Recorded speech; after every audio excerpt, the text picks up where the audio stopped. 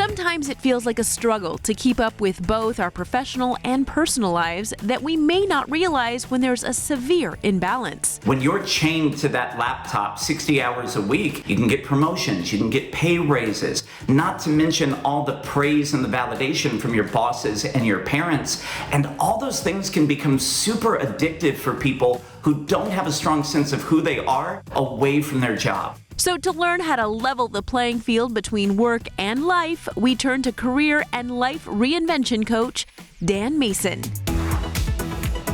First up, Dan says take time to reflect on your relationship with work to determine if there is a problem. Ask yourself, how do I feel? There are people who put in 60 hours a week, but the job isn't linked to their purpose, so it actually gives them energy. People that have a strained relationship with work, on the other hand, there's no sense of enjoyment. It's really just that energy of striving to try to prove yourself, to feel like you're enough, and that can become an exhausting climb up the ladder. They'll drive themselves into the ground. They have trouble sleeping. It affects their emotional and physical health, and it definitely affects their relationships in their life. So if this sounds like you, it's time to take back your life.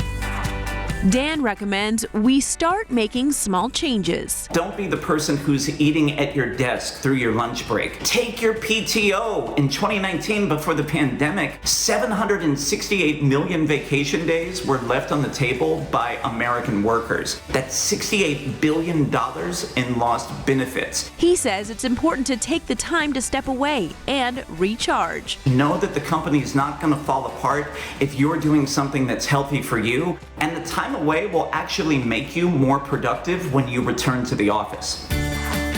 Finally, Dan says it's okay to seek help.